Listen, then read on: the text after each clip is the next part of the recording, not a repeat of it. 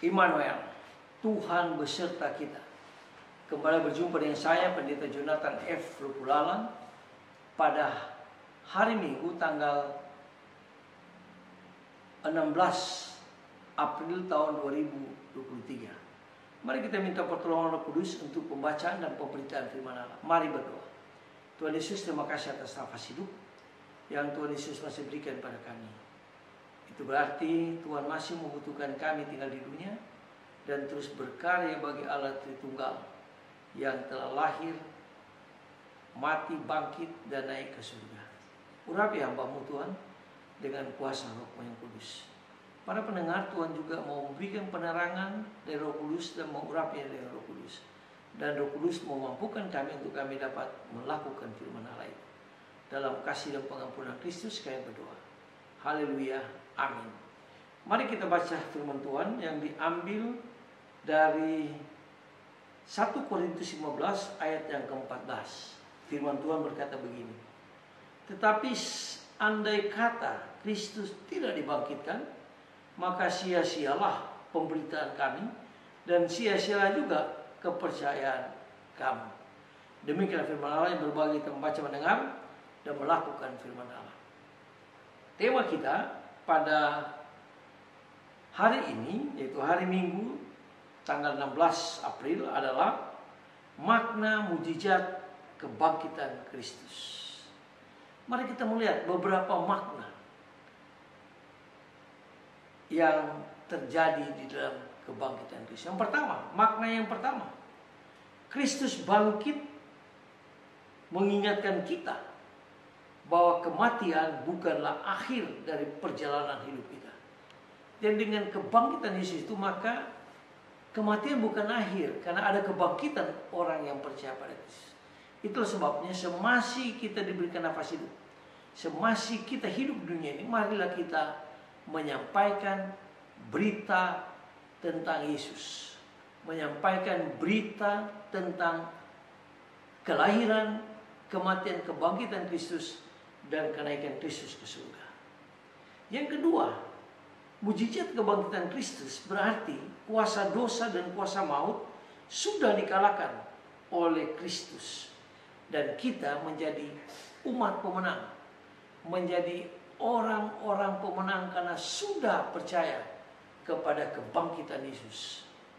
Itu yang hal yang ketiga. Kita tidak perlu takut dengan setan, karena setan sudah dipatahkan, sudah dikalahkan pada waktu Kristus mati dan bangkit dari antara orang mati. Yang ketiga, kebangkitan Kristus merupakan dasar yang kuat bagi orang beriman untuk bersaksi tentang kebangkitan Kristus, tentang Kristus sebagai juru selamat dunia. Jadi kita bersyukur karena dasar iman kita yang berdasarkan kepada kebangkitan Kristus. Seperti yang dikatakan dalam ayat 14 dan ayat yang ke-17. Tetapi andai kata Kristus tidak dibangkitkan, maka sia-sialah pemberitaan kami dan sia-sia juga kepercayaan kamu. Lalu ayat 17, dan jika Kristus tidak dibangkitkan, maka sia-sialah kepercayaan kamu dan kamu masih hidup dalam dosa. Kita bersyukur karena Kristus sudah bangkit, sudah mengalahkan dosa, sehingga kita tidak boleh hidup dalam dosa, tapi kita harus hidup berkemenangan. Karena kita sudah memiliki juru selamat, yaitu Tuhan kita Yesus Kristus. Itu juga dijelaskan dalam Yohanes 14 ayat 6. Lalu yang keempat, kebangkitan Kristus atau mujizat kebangkitan Kristus harus mengubah hidup kita yang lama. Kita tinggalkan dosa hidup kita yang lama, lalu kita hidup baru dalam Kristus. Karena hanya Kristus yang dapat mengubah manusia yang berdosa.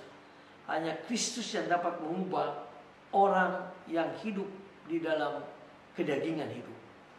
Makanya kita harus tinggalkan dosa, lalu kita hidup baru dalam Kristus.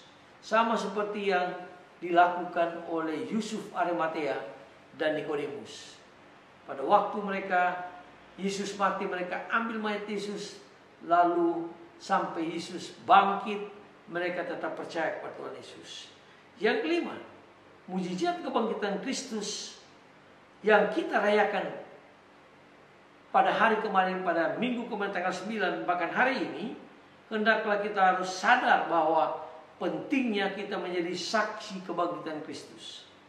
Dan harus memberitakan Injil supaya ada banyak orang yang bertobat, yang percaya pada Kristus.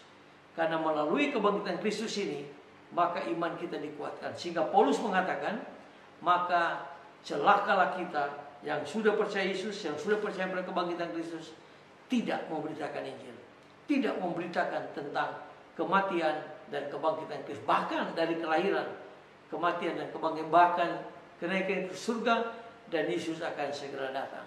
Semoga firman Allah ini dapat menguatkan kita dan mendorong kita untuk berani memberitakan Injil. Mari kita tunduk kepala, kita berdoa. Tuhan Yesus, terima kasih karena Engkau bangkit membuat kami berani memberitakan Injil. Karena inilah makna dari kebangkitan Yesus. Terima kasih Tuhan Yesus atas 5 makna kebangkitan Kristus bagi kami yang percaya Yesus pada abad yang ke-21 ini. Ampuni dosa kami Tuhan kalau kami tidak memberitakan Injil kepada orang lain. Dengarlah doa kami dalam kasih dan pengampunan Kristus, kami berdoa. Haleluya. Amin. Terpujilah Kristus dan kekal masa lampau, masa kini bahkan sampai selama-lamanya. Sampai berjumpa di kesempatan yang lain.